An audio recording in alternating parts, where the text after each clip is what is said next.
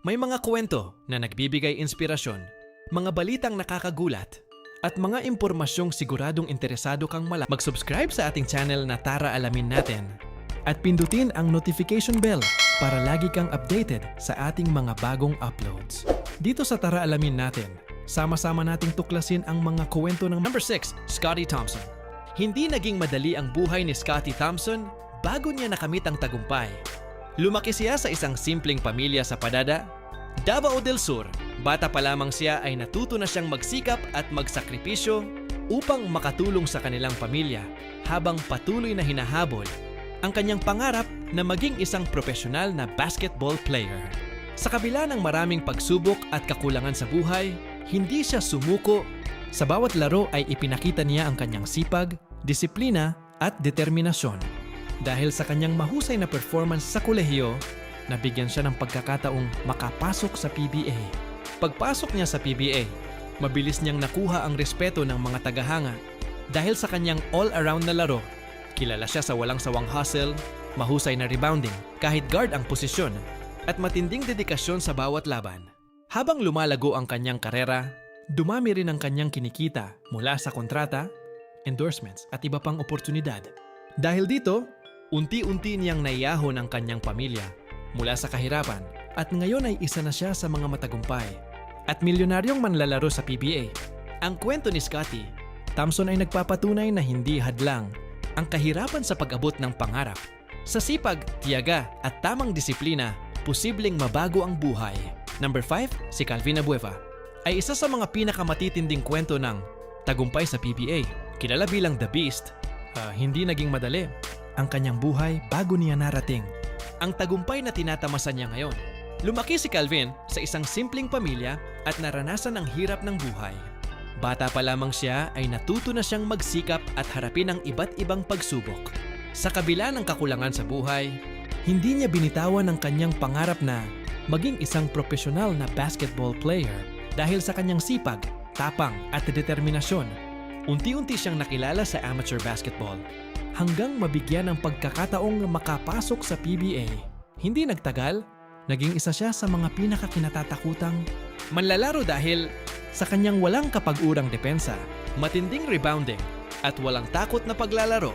Habang sumisikat ang kanyang pangalan, lumaki rin ang kanyang kita mula sa kanyang PBA contract, endorsements at iba pang pagkakakitaan.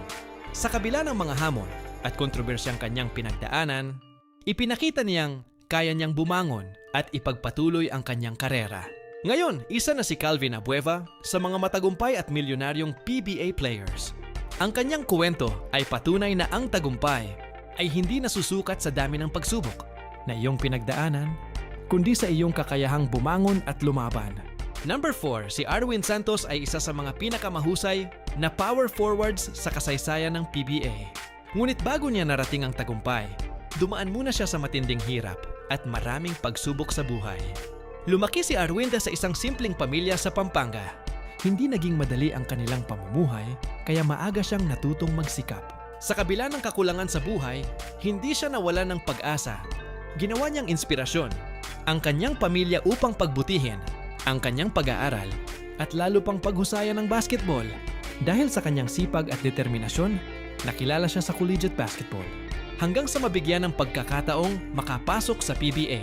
Hindi nagtagal, naging isa siya sa mga pangunahing bituin ng liga.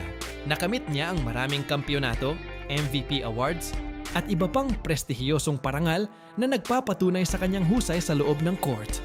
Kasabay ng kanyang tagumpay ay ang pagbuti rin ng kanyang buhay. Sa kanyang kinita mula sa basketball, endorsements at iba't ibang negosyo, naiyahon niya ang kanyang pamilya mula sa kahirapan at naging isa sa mga matagumpay na PBA player sa bansa. Ang kwento ni Arwin Santos ay nagpapatunay na ang sipag, disiplina at tiyaga ay kayang magbago ng buhay. Ano man ang iyong pinagmulan, may pagkakataon kang maabot ang iyong mga pangarap basta't hindi ka sumusuko. Number 3, si LA. Tenorio ay isa sa mga pinakarespetado at pinakamatagumpay na point guards sa kasaysayan ng PBA. Ngunit bago niya nakamit ang kasikatan at tagumpay, dumaan din siya sa maraming pagsubok at sakripisyo. Lumaki si LA Tenorio sa isang simpleng pamilya Bata pa lamang siya ay pangarap na niyang maging profesional na basketball player. Hindi naging madali ang kanyang paglalakbay dahil kinailangan niyang magsumikap sa pag-aaral at sa basketball upang mapatunayan ang kanyang kakayahan. Dahil sa kanyang tiyaga at dedikasyon, naging isa siya sa mga pinakamahusay na manlalaro sa collegiate basketball. Kalaunan ay napili siya sa PBA kung saan lalo niyang ipinakita ang kanyang husay sa pamumuno, paggawa ng mahahalagang play, at pagiging maaasahang leader ng kanyang koponan. Sa paglipas ng mga taon, nakamit niya ang maraming kampyonato, parangal at respeto ng mga tagahanga. Ang kanyang mga kontrata, endorsements, at iba pang oportunidad ay nagbigay sa kanya ng komportableng buhay at nakatulong upang maitaguyod ang kanyang pamilya. Mas lalo pang hinangaan si LA. Tenorio nang ipakita niya ang kanyang katatagan sa pagharap sa mga personal na pagsubok, kabilang ang kanyang laban sa sakit. Ipinakita niyang ang tunay na kampyon ay hindi lamang mahusay sa loob ng court, kundi matatag din sa tunay na buhay. Ngayon, si LA Tenorio ay isa sa mga pinakarespetadong personalidad sa Philippines. Basketball at isang inspirasyon sa maraming kabataan. Ang kanyang kwento ay nagpapatunay na ang sipag, disiplina, pananampalataya, at determinasyon ng susi sa tunay na tagumpay. Kung nakarating ka dito, siguraduhing panoorin. Hanggang number 1 dahil siya ang may pinakakahangahangang kwento ng tagumpay sa listahang ito. Number 2 si Japeth Aguilar ay isa sa mga pinakakilalang big men sa kasaysayan ng PBA. Ngunit bago niya marating ang tagumpay, dumaan din siya sa mga pagsubok, matinding disiplina at walang sawang pagsisikap. Bata pa lamang si Japeth ay pangarap na niyang maging isang mahusay na basketball player. Sa tulong ng kanyang pamilya at sa kanyang dedikasyon sa pag-iensayo, unti-unti niyang nahasa ang kanyang talento. Hindi naging madali ang kanyang paglalakbay dahil kinailangan niyang patunayan ang sarili sa bawat pagkakataong ibinigay sa kanya. Bago tuluyang sumikat sa PBA, nagkaroon siya ng pagkakataong maglaro sa ibang bansa at makakuha ng mahalagang karanasan. Pagbalik niya sa Pilipinas, lalo niyang ipinakita ang kanyang husay bilang isang shot blocker, rebounder at scorer. Dahil dito, naging mahalagang bahagi siya ng kanyang koponan at nakatulong sa pagkamit ng maraming kampyonato. Habang lumalawak ang kanyang karera, lumaki rin ang kanyang kinikita mula sa mga kontrata, endorsements at iba pang oportunidad. Mula sa isang simpleng pamumuhay, naabot niya ang pangarap na magkaroon ng komportableng buhay at matulungan ang kanyang pamilya. Ang kwento ni Japeth Aguilar ay nagpapaalala na ang talento ay kailangang samahan ng sipag, tiyaga at disiplina upang makamit ang tunay na tagumpay. Sa ating number 1 ay walang iba kundi si Junmar Fajardo, ang manlalarong tinaguriang The Kraken at isa sa pinakadakilang PBA players sa kasaysayan. Bago niya marating ang tuktok ng tagumpay, hindi rin naging madali ang kanyang buhay. Lumaki si Junmar sa Cebu sa isang simpleng pamilya. Bata pa lamang siya ay natuto na siyang magsikap at magsakripisyo upang maabot ang kanyang pangarap. Sa kabila ng mga hamon sa buhay, hindi siya sumuko at patuloy na nagsanay upang mapabuti ang kanyang laro.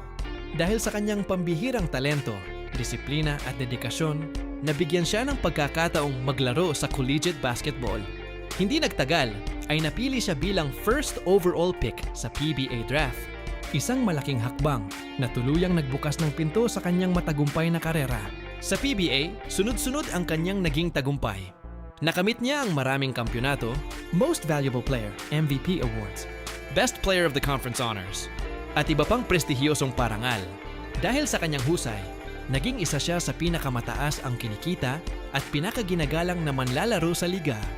Ngayon, si Junmar Fajardo ay isa ng multi-millionaire at inspirasyon sa maraming kabataang Pilipino.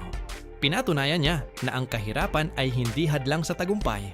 Sa sipag, tiyaga, disiplina, at kababaang loob, posible mong mabago ang iyong buhay at maabot ang iyong mga pangarap.